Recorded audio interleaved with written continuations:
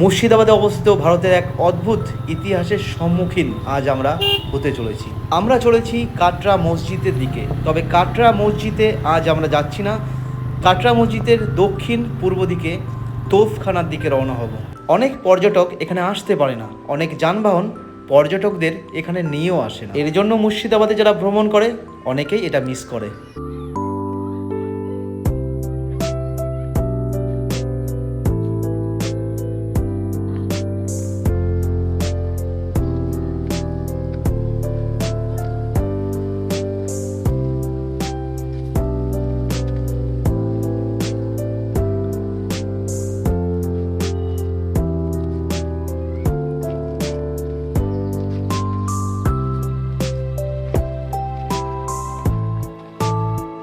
তো কাটরা মসজিদ থেকে দক্ষিণ দিকে পূর্ব দিকে এই যে একটি জায়গা তোফখানা বলে।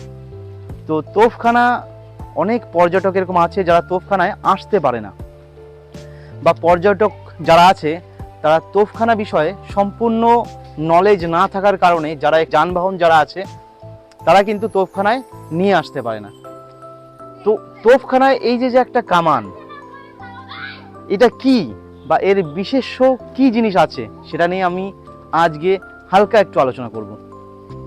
তো প্রথমেই আমি একটা কথা বলি, যে কামানটি দেখা যাচ্ছে, যেটা জানতে পারলাম এই কামানটিকে জাহান কোষা কামান বলে। এবার জাহান কোষা কামান এরকম একটা নাম, এরকম একটা অদ্ভুত নাম এটার কিসের জন্য হলো, তারও একটা মানে বা মিনিং আছে। জাহান কোষা মানে পৃথিবী ধ্বংসকারী, অর্থাৎ তখন যখন এটাকে ম্যানুফ্যাকচারিং বা যখন এটাকে বানানো হয়েছিল তখন এটার নাম দেওয়া হয়েছিল জাহান কোষা, অর্থাৎ এর গর্জনে পৃথিবী ধ্বংস হয়ে যেতে পারে। ভাবা যায় যে এরকম একটা কামান বা এরকম একটা বস্তু দীর্ঘদিন কোনো একটা অশ্বত্থ গাছের গোড়ায় পড়েছিল। দীর্ঘদিন এই জিনিসটি অচলের মতো ছিল, আর সেটিকে কি করে রেস্কিউ করা হলো, সেটিকে কি করে উদ্ধার করে এই জায়গাটায় আনা হলো। এর সঙ্গে অনেক ইতিহাস জড়িয়ে আছে ভারতবর্ষের ইতিহাসে, কিন্তু এই জাহান কোষা কামানের অনেক মূল্য আছে। সেই ভারতবর্ষের ছোট ইতিহাসকে যদি আমরা তুলে ধরতে চাই, তাহলে বাংলাদেশ থেকে কি করে মুর্শিদাবাদে এই হাজারদুয়ারি নবাবের এলাকায় এই জাহান কোষা কামান আসলো। মুর্শিদাবাদের ইতিহাসের কথা যদি বলি, তাহলে মুর্শিদাবাদের দুটো তোফের কথা উল্লেখ আছে, যেটাকে আমরা কামান বলছি দুটো। একটা হচ্ছে বাচ্চাওয়ালি তোফ আর একটা হচ্ছে জাহান কোষা কামান। বাচ্চাওয়ালি তোফ বা কামান যেটি হাজারদুয়ারিতে অবস্থিত আছে, কোনো একদিন সময় হলে সেখানেও নিয়ে যাব, দেখাবো।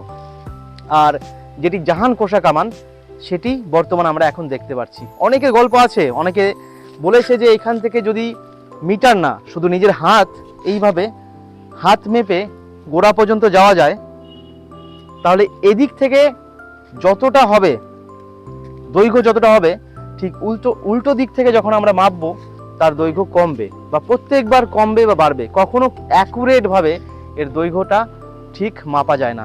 এখানে এটা দিয়ে বাধা হয়েছে। অনেকে কি করে, এখানে আসার পর হয়তো এটা সেইভাবে ব্যবহার করে তুলছে নামাচ্ছে, মানে এটা সেইভাবে ইউজ যেন না করা হয়, যেন শুধু সুন্দরভাবে দেখতে পারে দেখার জন্য, বা এই জিনিসটাকে নিয়ে ছেড়খানি না করে তার জন্য কিন্তু এটা এইভাবে করা হয়েছে। তো 1637 খ্রিস্টাব্দের ইতিহাস এর সঙ্গে যুক্ত আছে। শাহজাহান মানে যেটা হচ্ছে মুঘল সম্রাট শাহজাহানের রাজত্বকালের ঘটনা। তখন সুবাহদার ইসলাম নামে একজন বাংলাদেশি, তার প্রশাসন চলতো আর কি। সেই প্রশাসন চলাকালীন জনার্দন নাম করে একজন কর্মকার, সেই জনার্দন নাম করে কর্মকার যিনি ছিলেন, তিনি এই কামানটি তৈরি করে। আর এই কামানে বারুদ বা গোলা ভরা হতো, প্রায় 17 কিলোর উপরে বারুদ বা গোলা এখানে ভরা হতো। আর সেই বাংলাদেশে এটা তৈরি হওয়ার পর কি করে মুর্শিদাবাদে আসলো, তাহলে বাংলাদেশের জনার্দন কর্মকারের হাতের তৈরি এই কামানটি মুর্শিদাবাদে কি করে আসলো। তো মুর্শিদাবাদের প্রথম নবাব যখন মুর্শিদ কুলি খাঁ তার রাজধানী বাংলাদেশ থেকে সরাসরি আমাদের এই মুর্শিদাবাদে নিয়ে চলে আসে, তখন তার সঙ্গে সঙ্গে এই জাহান কোষা কামানটিও আমাদের এই মুর্শিদাবাদে বা ভারতে চলে আসে। তার রাজধানী পরিবর্তনের সঙ্গে সঙ্গে এই কামানটিও স্থান পরিবর্তন করে। 1637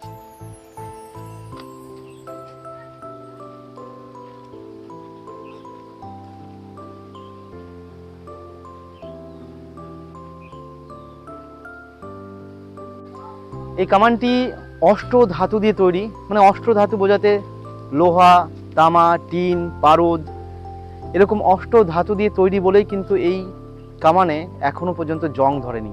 এটি প্রায় 5.5 মিটার, ওজনে 7 টনেরও উপর, আর এটাতে 17 কেজির উপর বারুদ লাগতো। তো এই সেই আমাদের জাহানকোষা কামান। ভারতীয় প্রত্নতান্ত্রিক এটি উদ্ধার করেছিল একটি অশ্বত্থ গাছের গোড়া থেকে। দীর্ঘদিন এই কামানটি একটি অশ্বত্থ গাছের গোড়ায় পড়েছিল, সেইখান থেকে উদ্ধার করে তারপর এখানে স্থাপিত করা হয়, তারপর এখানে রাখা হয়। এখন অনেক পর্যটক এখানে আসে, তারা এই কামানটিকে দেখে।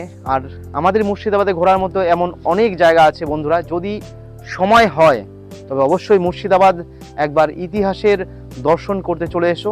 আর এরকম ছোট ছোট অনেক ইতিহাস আমাদের মুর্শিদাবাদের সঙ্গে যুক্ত হয়ে আছে, কোনো দিন সময় পেলে আসবে আর ছোট ছোট ইতিহাসগুলোকেও ছাড়বে না। এই জায়গাটি আমি আগেই বললাম, এই জায়গাটি আমাদের কাটরা মসজিদ থেকে দক্ষিণে আসতে হবে, তোফখানা, সুন্দর একটি জায়গা। আর আজ ওয়েদারও খুব সুন্দর, এর জন্য ভিডিও বানালাম, বেশ ভালো লাগলো।